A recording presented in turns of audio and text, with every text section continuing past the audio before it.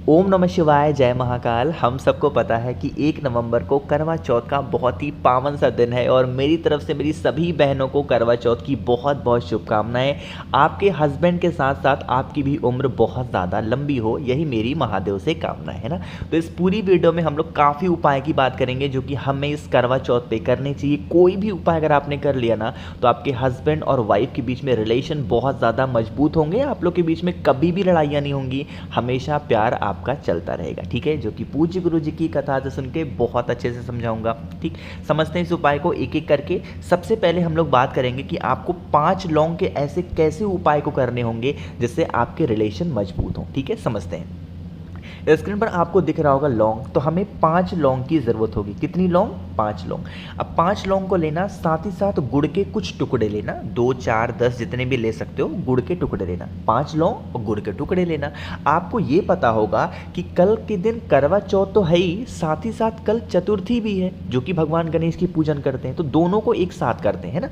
आपके पास में 5 लौंग है। ठीक, कोई भी आपकी विश हो, कोई भी आपकी इच्छा हो, रिलेशन को मजबूत करना है, स्ट्रॉन्ग करना है, तो उन 5 के पांचों लौंग को महादेव के शिवलिंग के ठीक ऊपर कुंदकेश्वर महादेव के नाम से रख देना और 1 लोटा जल चढ़ाना। फिर से बोल रहा हूं, कुंदकेश्वर महादेव के नाम से 5 लौंग रख देना और फिर 1 लोटा जल चढ़ाना। आपके रिलेशन बहुत ज्यादा मजबूत होंगे और आपके बीच में कभी लड़ाइयां नहीं होंगी।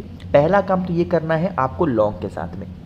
अब जो मैंने आपको अभी दिखाया है, गुड़ दिखाया, ठीक है, तो उस गुड़ को क्या करोगे, वहीं पे महादेव के मंदिर में ही आपको भगवान गणेश की भी कहीं ना कहीं फोटो, मूर्ति, प्रतिमा दिख जाएगी, दिखेगी ना। आपको क्या करना है, जितने भी आपने गुड़ लिए हैं, 2 से 4 गुड़ लिए हैं, उसको लेके जाना और भगवान के चरणों में समर्पित कर देना। और इसको समर्पित करने से हमारे परिवार में कभी कोई संकट नहीं आता, हमारा पूरा परिवार हमेशा खुश रहता है, कभी उन्हें पीछे मुड़ के देखने की जरूरत नहीं पड़ती। इसीलिए जब भी मैं वीडियो बनाता हूँ चतुर्थी का, आपको मैं गुड़ जरूर बताता हूं कि आपको 2 से 4 गुड़ भगवान गणेश को समर्पित जरूर करना चाहिए। वो उस गुड़ को वहीं पे छोड़ करके आना है, उठा करके वापस घर नहीं आना है ना। करके देखिएगा, चतुर्थी का पर्व है, करवा चौथ का साथ है, तो जरूर करिएगा इस उपाय को, है ना। तो पहले उपाय की हमने बात की है जो कि रिलेशन को स्ट्रॉन्ग करने वाला था, कुंदकेश्वर महादेव के नाम से 5 लौंग वाला। दूसरे उपाय की बात करते हैं जो कि हमें गेहूं के दाने से करना होगा, है ना। अब देखो, इस उपाय को करने के आपके कई फायदे हैं। पहला फायदा तो ये है कि इससे जो हस्बैंड वाइफ के रिलेशन है वो तो मजबूत होंगे ही होंगे, साथ ही साथ धन संपदा भी आपके घर में बहुत ज़्यादा आएगी अगर इस उपाय को आप करते हैं। ठीक है, समझते हैं। स्क्रीन पर आपको गुड़ के सॉरी, देखो इस टाइम मेरा क्या है ना, गला बहुत ख़राब है, मुझे सर्दी हो रखी है बहुत ज़्यादा, तो अगर मेरी आवाज़ ख़राब लग रही हो तो आज के लिए माफ़ करिएगा। ठीक है, देखो आपको यहाँ पे दिख रहा होगा, ये है गेहूं के बहुत सारे दाने, तो इतने सारे नहीं, 1 चुटकी गेहूं के दाने। अब गेहूं भी नहीं मिलता है तो आप धान ले सकते हो या फिर कोई सा भी अनाज का दाना ले लेना। ठीक है, 2 से 4 मतलब 2 से 4 चुटकी लेना और इसको लेके चले जाओगे महादेव के शिवलिंग के पास में। हम सबको पता है कि महादेव का पूरा परिवार शिवलिंग के आसपास ही विराजमान है, पता है ना आप सबको। तो जो भगवान गणेश का स्थान होता है शिवलिंग पे राइट साइड होता है। तो जो आप क्या लेके गए हो, कोई भी अनाज का दाना लेके गए हो ना, वो भगवान गणेश के स्थान पे मयूर ध्वज के नाम से, फिर से बोल रहा हूँ, नाम नोट करिएगा, मयूर ध्वज के नाम से आपको समर्पित करना। ठीक है, समर्पित करने के बाद में वहाँ पे बैठना, जो भी पूजन अर्चना आराधना करनी हो, जो भी आपको अपनी बात कहनी हो वो बात कहना। कहने के बाद इसी में से 2 से 4 अनाज के दाने, चाहे गेहूं रखे हो, धान रखे हो, चावल रखा हो, कुछ भी आपने रखा हो, 2 से 4 वहाँ से उठाना दानों को और लेके चले जाना कहाँ पे, आप अपने घर पे। और अपने घर में जहाँ पे भी रुपए, पैसे, गहने, जेवरात रखते हो, ले जाना वहाँ पे, दोनों दानों को फेंक देना ऐसे। ठीक है, जो भी व्यक्ति के घर में इस तरीके से उपाय होता है उनके घर में कभी धन संपदा की कमी नहीं होती, माता लक्ष्मी की कमी उनके घर में नहीं होती, हमेशा विराजमान होती हैं माता लक्ष्मी। ठीक है, तो करके देखिएगा भगवान गणेश का ये उपाय। बस नाम याद रखना, मयूर ध्वज के नाम से इस उपाय को आपको करना होगा। ठीक, समझ में आई बात। चलो, तो 2 उपाय की बात हमने कर ली है। आगे बढ़ते हैं इस वीडियो में हम लोग तीसरे उपाय की, जो कि हमें चौमुखी दीपक से करना होगा। देखो आज के टाइम पे क्या हो गया ना कि हस्बैंड और वाइफ के जो रिलेशन है ना बहुत वीक होते चले जा रहे हैं। क्यों हो रहे हैं? क्योंकि आपसी कोई भी तालमेल नहीं बन रहा है। ठीक है, कोई भी तालमेल नहीं बनता, कोई उनसे नाराज चल रहा है तो कोई उनसे नाराज चल रहा है। अगर ऐसी कंडीशन आपके घर में बनती है ना बार बार, तो आप क्या करेंगे, आपको लेना होगा इस तरीके से चौमुखी दीपक। ठीक है, और उसके बाद अभी इस दीपक को बिल्कुल भी जलाना नहीं, ठीक है। सिर्फ इसमें ऐसे बत्ती को रखना और इसमें घी डाल दो ना। क्या डालोगे? घी।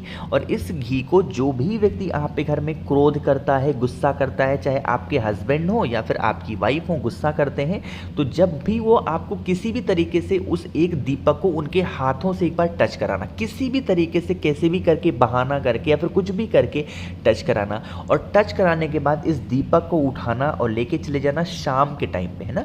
इस उपाय को सुबह नहीं करना है, शाम के टाइम पे जाना किसी भी पेड़ के नीचे, चाहे वो पीपल का पेड़ हो, वट का पेड़ हो, कोई सा भी पेड़ हो, वहाँ पे लेके जाना और रखना वहाँ पे उस दीपक को, और चारों बत्ती उसकी जलाओगे अवधूतेश्वर महादेव के नाम से। फिर से बोल रहा हूँ, नाम नोट करिएगा, अवधूतेश्वर महादेव के नाम से उन चार की चारों बत्तियों को जला देंगे। एक चीज़ का और ध्यान रखेंगे, जब आप दीपक को जमीन पे रखेंगे तो धरती माता के ऊपर ऐसे ही नहीं रख देंगे। इस दीपक के नीचे कुछ ना कुछ अनाज का दाना ज़रूर रखेंगे, चाहे चावल रख दो, गेहूँ रख दो, कुछ भी रखना, और फिर उसके ऊपर दीपक को रखना, जलाना अवधूतेश्वर महादेव के नाम से। आप लोग के बीच में कभी भी लड़ाइयाँ नहीं होंगी, हमेशा प्रेम बना रहेगा। अगर कोई भी आपके घर में चिड़चिड़ करता है, लाइक हस्बैंड आपके, चाहे वाइफ आपकी बहुत चिड़चिड़ करती हैं, परेशान हो गए हो ना, तो तब भी इस उपाय को करके देखना, उनका जो गुस्सा होगा वो बहुत जल्दी शांत होगा और कभी भी आपको वो परेशान नहीं करेंगे, है ना। 3 उपाय की बात हमने यहाँ पर कर ली है। आगे बढ़ते हैं इस वीडियो का सबसे आखिरी उपाय, यानी कि चौथे उपाय की। लेकिन उससे पहले एक छोटा सा काम कर दो, और वो है वीडियो को जल्दी से लाइक कर दीजिए, और जितने भी भाई बहन इस आवाज़ को पहली बार सुन रहे हैं, चैनल को सब्सक्राइब करिएगा, ठीक है ना। चलो समझते हैं। देखो, अब इस उपाय को सबसे पहले करोगे तो इसके बेनिफिट क्या होंगे, आपको फ़ायदे क्या होंगे। इसके 3 फ़ायदे हैं। पहला फ़ायदा तो ये है कि आपके हस्बैंड और वाइफ के रिलेशन मजबूत होंगे। दूसरा, इस उपाय को आप अपनी मनोकामना पूर्ति के लिए कर सकते हैं। तीसरा, अगर आपके घर में बहुत लड़ाई झगड़े होते हैं, बहुत क्लेश होता है, बहुत शोर शराबा होता है ना, तो भी इस उपाय को करके देखेंगे, ठीक है ना। देखो, स्क्रीन पर आपको बेलपत दिख रही है, तो एक बेलपत लोगे, बहुत प्यारी सी, बहुत सुंदर सी, ठीक है। साथ ही साथ हमें लेनी होगी दूर्वा। अब जो दूर्वा लोगे ना, यहाँ पे एक नियम है दूर्वा को लेने का कि हमें 3 गांठ वाली दूर्वा लेनी है। जानबूझ करके मैंने ऐसी फोटो आपके सामने रखी है ताकि आपको सारी चीज़ें समझ में आ जाए, है ना। इसमें देखो कितनी गांठ है। एक गांठ ये है जिसमें से होती हुई ये 2 पत्तियां निकल रही हैं, है ना। दूसरी गांठ ये है जहां से होती हुई फिर इस तरीके से 2 पत्तियां निकल रही हैं। तीसरी गांठ ये है जहां से होती हुई फिर इस तरीके से 2 पत्तियां निकल रही हैं। आप ऐसे ही दूर्वा लिया करो जिसमें 3 गांठ होनी चाहिए, ठीक है। दूर्वा ले लिया और बेलपत ले लिया। साथ ही साथ एक तांबे का लोटा लेना जिसमें जल भरना। अपने घर से इस कलश के अंदर दूर्वा और बेलपत को मत डालना, है ना, और लेके चले जाना कहाँ पे, महादेव के मंदिर में। जैसे ही मंदिर में पहुंचोगे, सबसे पहले दर्शन हो जाएंगे आपको नंदी बाबा के। होंगे कि नहीं होंगे, तो जो आपके पास में एक बेलपत्र है ना, उस एक बेलपत्र को नंदी बाबा के उठे वाले पैर पे नंदेश्वर महादेव के नाम से समर्पित करेंगे। आपके जीवन के जो भी कष्ट हैं वो कष्ट वहीं पे नंदी बाबा से कह देंगे। कौन से महादेव? नंदेश्वर महादेव के नाम से समर्पित करना, ठीक है। बेलपत्र समर्पित हो गया। जो आपके पास में दूर्वा है ना, वो समर्पित नहीं करनी है, उसको लेकर के फिर अंदर जाओगे और महादेव के शिवलिंग के पास पहुंचना, ठीक है। फेस रखना उत्तर दिशा, नॉर्थ डायरेक्शन। जो आपके पास में एक दूर्वा है 3 गांठ वाली, सबसे पहले उस 3 गांठ वाली दूर्वा को माता अशोक सुंदरी के स्थान पे एक बार टच कराना, छुआना, ठीक है। छुआने के बाद फिर उठाना और माता पार्वती के स्थान पे एक बार टच कराना, ठीक है। 2 जगह हो गया। लास्ट में फिर उस एक दूर्वा को महादेव के शिवलिंग के ठीक ऊपर कुंदकेश्वर महादेव के नाम से समर्पित करना। फिर 1 लोटा जल उसी दूर्वा के ऊपर समर्पित कर देना। अपने जीवन के जो भी कष्ट होंगे उसको बोल करके श्री शिवाय नमस्तुभ्यम का स्मरण करते हुए, ठीक है। करके देखिएगा। करवा चौथ का पर्व है, चतुर्थी का दिन है, तो आप सभी लोगों को इस उपाय को करना चाहिए, जिससे आप लोग के बीच में रिलेशन भी अच्छे बने रहें और आप लोग का जो रिश्ता है मजबूत रहे और आपके घर में हमेशा धन संपदा बनी रहे। कोशिश की मैंने आप सभी को बहुत ही अच्छा प्यार से समझाने की। तो अगर आपको मुझसे फ़ोन पे बातें करनी है तो मुझे आप इंस्टाग्राम या फिर फेसबुक पे मैसेज करिएगा।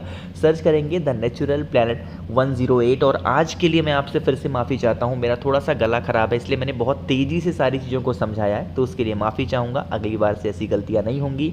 जितने भी भाई बहन मेरी इस आवाज़ को पहली बार सुन रहे हैं, चैनल को सब्सक्राइब करेंगे, वीडियो को लाइक ज़रूर किया करिए। ओम नमः शिवाय, जय महाकाल।